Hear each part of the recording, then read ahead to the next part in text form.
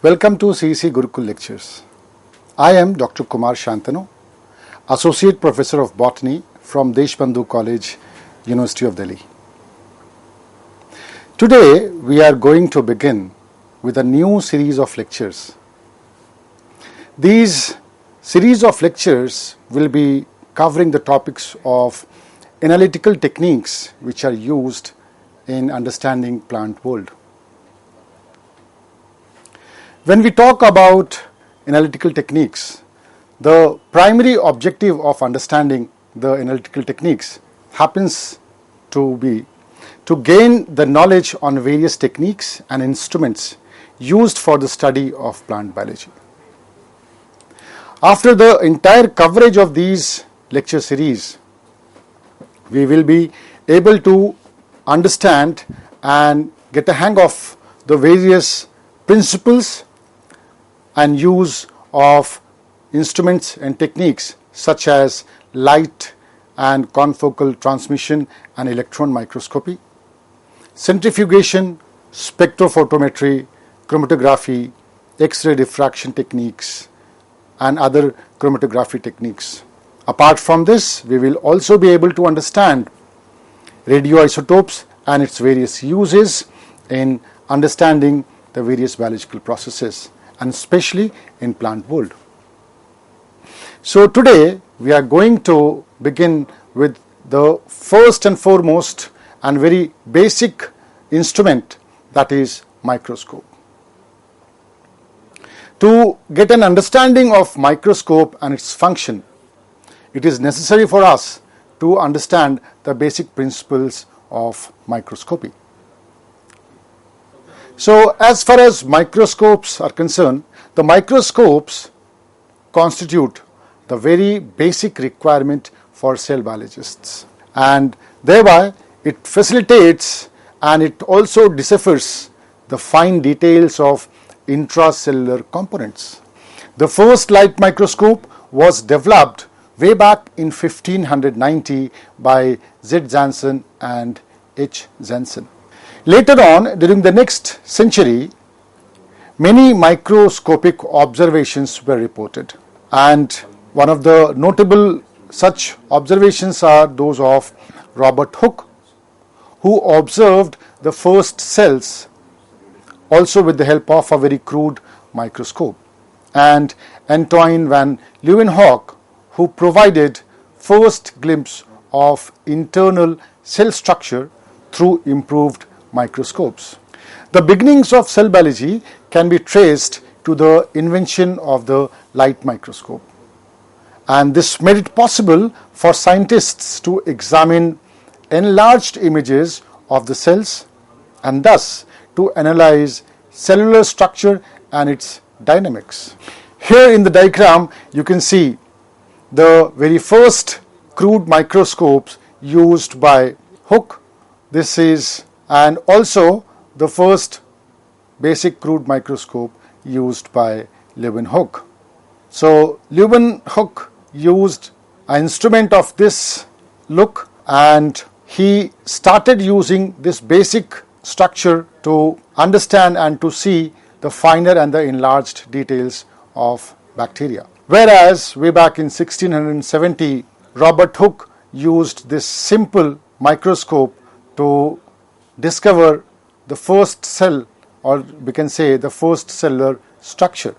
Since then, light microscopy has experienced a renaissance in recent years through specialized technological improvements that allow researchers to explore various aspects of cell structure and behavior. These advances have involved the merging of various new age techniques from physics, engineering, chemistry, and molecular biology. And this amalgamation of various fields have greatly expanded the ability to study cells using light microscope. The biochemical analysis is frequently accompanied by microscopic examination of tissue, cells, or organelle preparations. And such analysis helps to evaluate the integrity of samples during an experiment. It also helps to map the fine details of the spatial distribution of macromolecules within cells. And last but not the least, it also helps to directly measure biochemical events within the living tissues. So there are fundamentally two different types of microscopes. The one is called as the light microscope and the other one the electron microscope. Here we have two different pictures, of one of a light microscope and the other of an electron microscope. A light microscope uses visible light as its source of illumination, and it uses glass lenses to magnify and resolute various small organisms. On the other hand, the electron microscope happens to be a more complex and a large structure where electron beams are used as an illuminating source, and lenses made up of copper coil are used to diffract or to focus these electron beams. If we talk about various differences between the light microscope and the electron microscope, so the light microscope uses a series of glass lenses to focus light in order to form an image.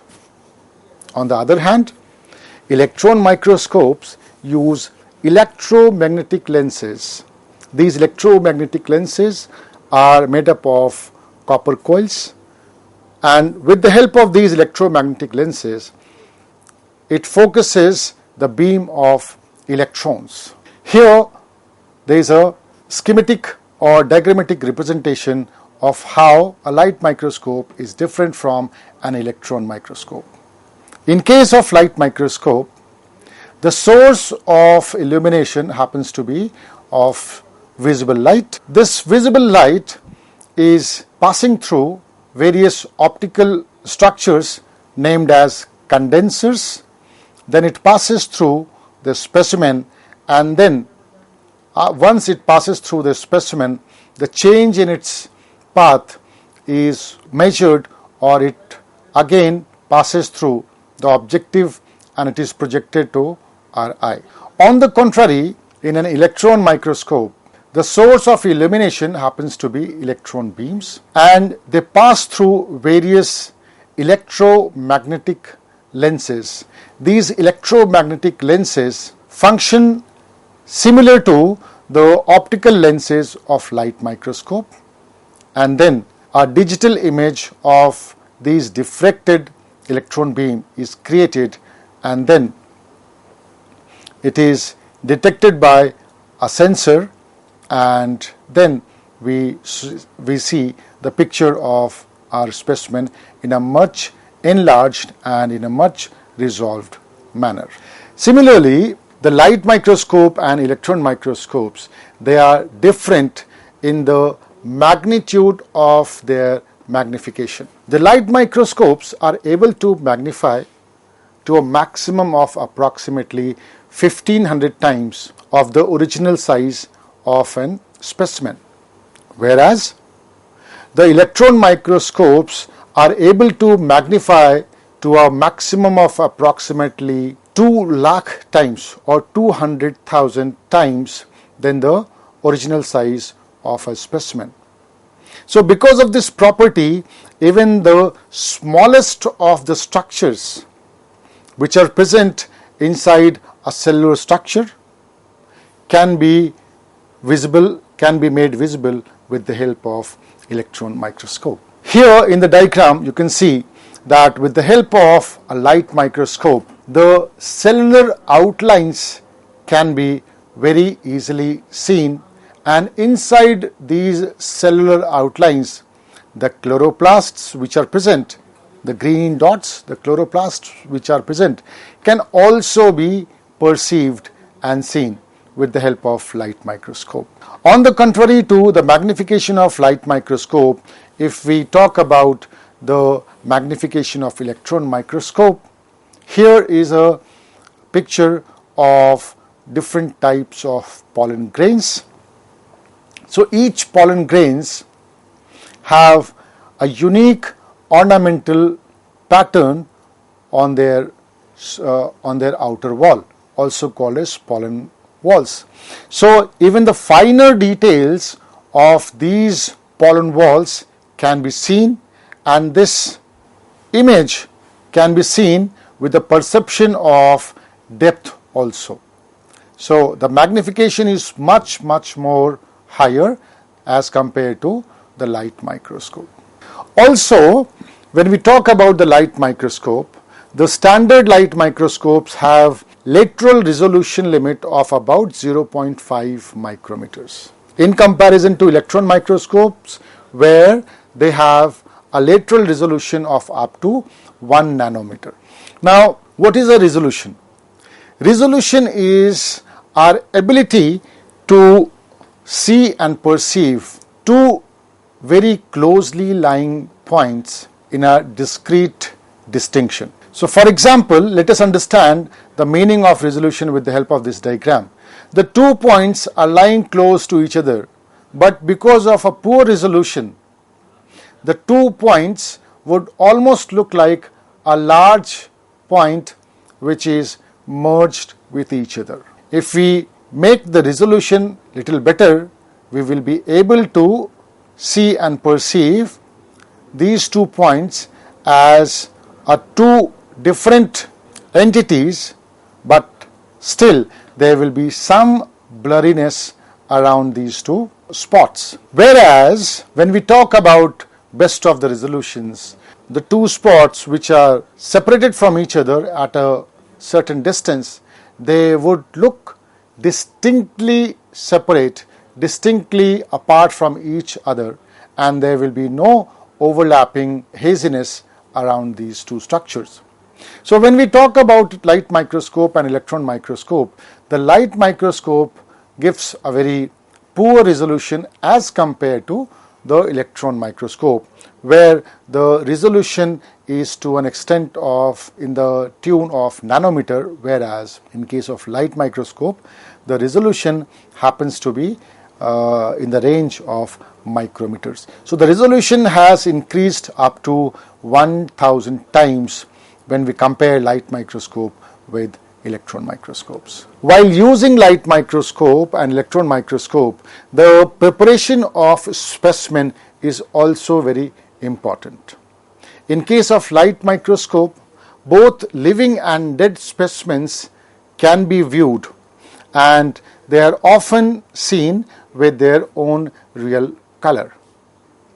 But when we use electron microscopes, the preparation process is as such that the electron microscopes can only see, or while the preparation of specimen, the specimen becomes dead. So only dead ones are viewed with an electron microscope, and the color perception is never in the real one.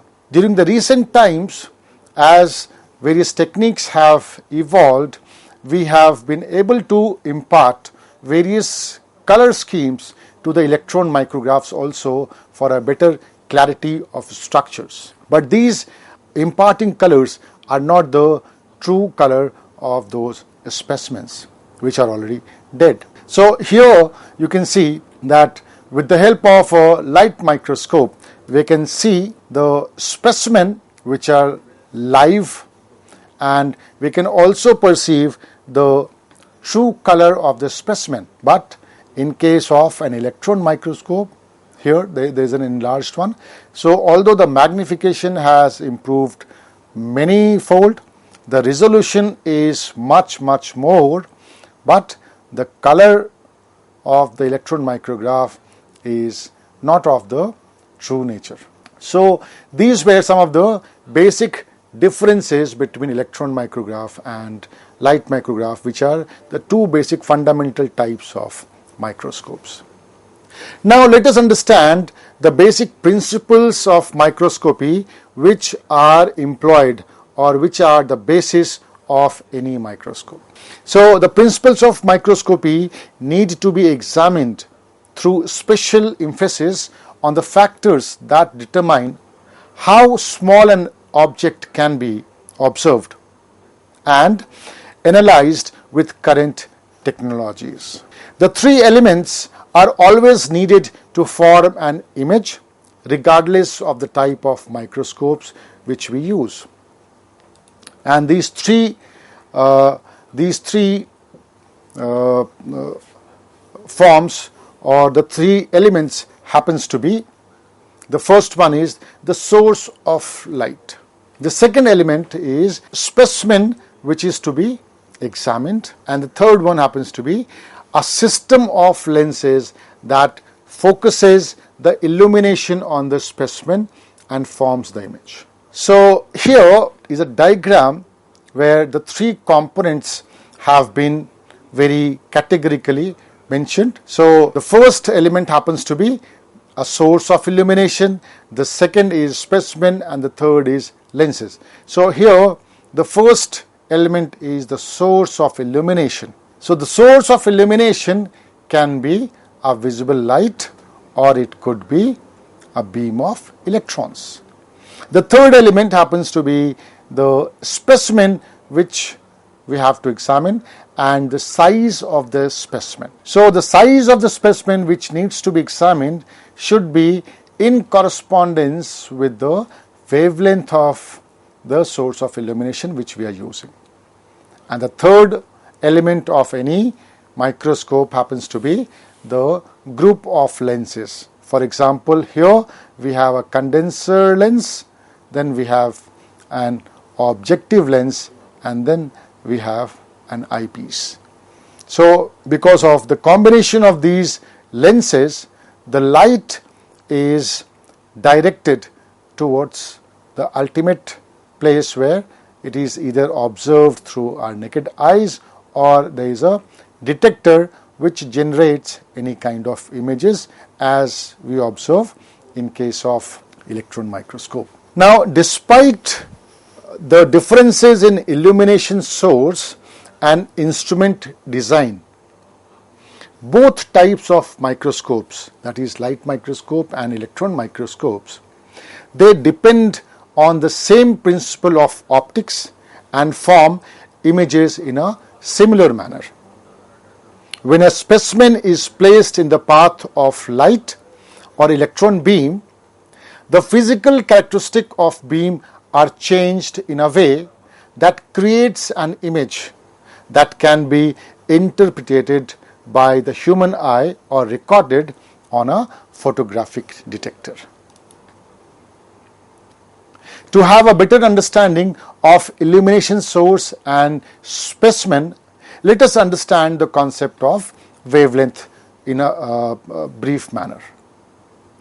The ability of an object to perturb a wave's motion depends significantly on the size of the object in relation to the wavelength of the motion, because the wavelength of the illumination source sets a limit on how small an object can be seen.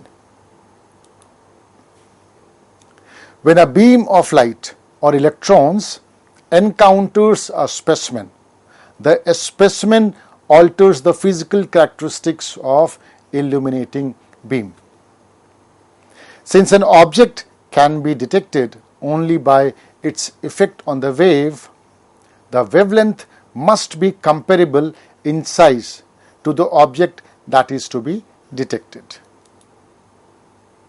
So here in the diagram we can see that the light or the beam of light or beam of electron, it passes through the specimen, or we can say the object plane. While passing, the physical nature of these rays, they change because of the obstruction created by the object.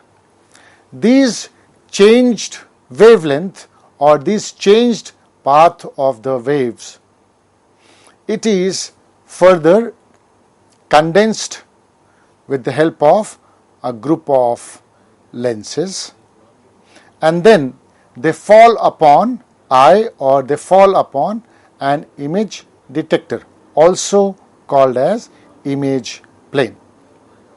So any change which has been created by the object plane is recorded at the image plane, and this passage of light is facilitated through a group of lenses.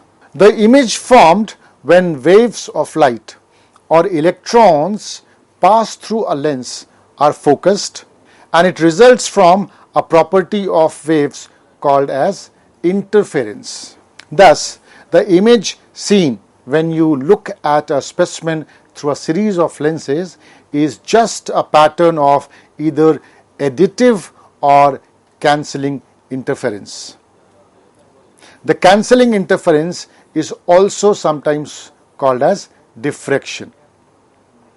And these additive and cancelling interference of the waves, it passes through the lenses. So the image is sum total of interference and diffraction of the waves which has passed through the objects or the specimen. Here let us understand this phenomenon with the help of a schematic diagram. So with the hole, the light source comes. It could be a visible light or an electron beam, and with the help of condenser, these beams are thrown parallel on the specimen. Because of the obstruction caused by specimen, these light rays, they undergo interference or diffraction, and the degree of change in the pathway is called as angle of diffraction or the angle of interference. So these interference and diffracted rays are further focused with the help of objective lens, and they reach to a rear focal plane where an image is formed which is a sum total of either a constructive interference or a destructive interference. So the image which is formed here is nothing but the sum total of the interference and diffraction caused by the specimen, and these light path is helped with the help of a set of lenses. So this is how an image is ultimately created. A light microscope uses glass lenses to direct photons, whereas an electron microscope uses electromagnets as lenses to direct electrons. However, both kinds of microscopes have two fundamental properties in common.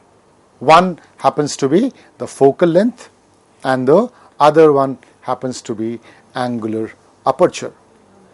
So as we have seen in this entire discussion, that the basic principles of microscopy, or the elements which govern the microscopic phenomenon, remains same whether it is a light microscope which uses visible light as a source of illumination, or it is an electron microscope which uses electron beams as a source of illumination.